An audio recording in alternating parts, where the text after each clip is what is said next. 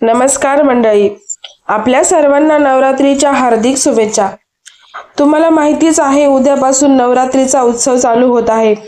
आज आपण नवरात्रीच्या पहिल्या दिवसाची देवी माता शैलपुत्री यांची कथा, पूजेची विधी, शुभ रंग, अर्पण करावयाची माळ आणि भक्तांनी करावयाचे विशेष उपाय याबद्दल सविस्तर जाणून घेऊया। तर देवी शैलपुत्रीची सविस्तर कथा काय आहे? शैल म्हणजे पर्वत आणि पुत्री म्हणजे कन्या, त्यामुळे शैलपुत्री म्हणजेच पर्वतराज हिमालयाची कन्या। शैलपुत्री या पूर्वजन्मी सती म्हणून जन्मल्या होत्या।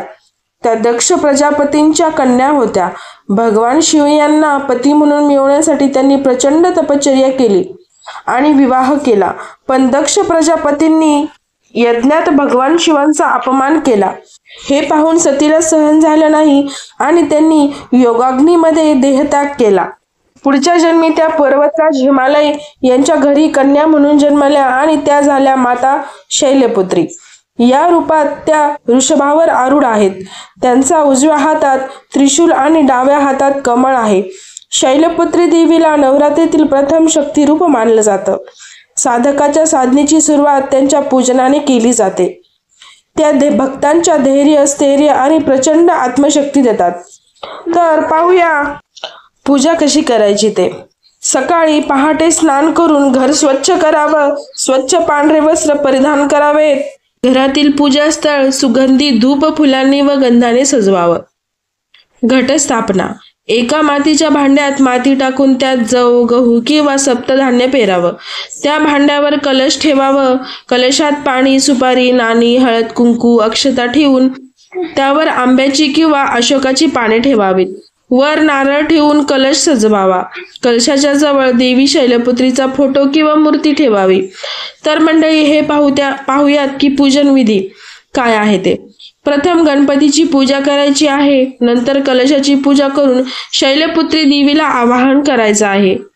पांढरी फुले, जाई जुईची माळ, धूप, दीप आणि नैवेद्य अर्पण करायचा। नैवेद्यामध्ये दूध, खीर, पांढरी मिठाई किंवा साखरपाक ठेवावा। नंतर देवीसमोर तुपाचा दिवा लावावा। तर मंत्र जाप करायचा आहे, ओम देवी शैलपुत्रे नमः। हा मंत्र 11, 21 किंवा 108 वेळा जपावा। मंत्र जपानंतर आरती करायची आहे आणि ध्यान धारणा करायची आहे।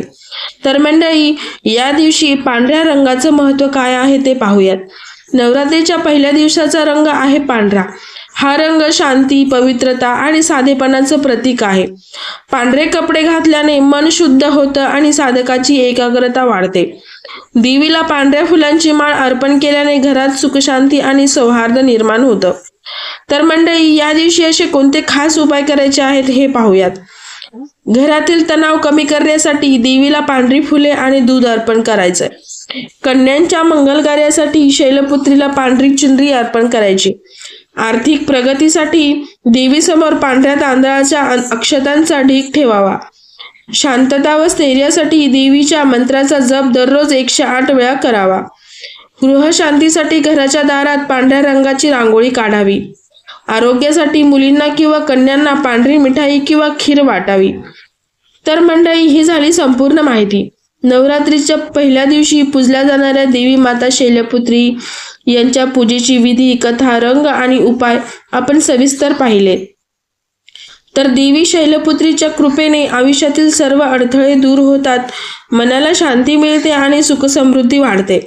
तर मंडळी, उद्या आपण जाणून घेऊया नवरात्रीच्या दुसऱ्या दिवसाची देवी माता ब्रह्मचारिणीची कथा आणि संपूर्ण माहिती।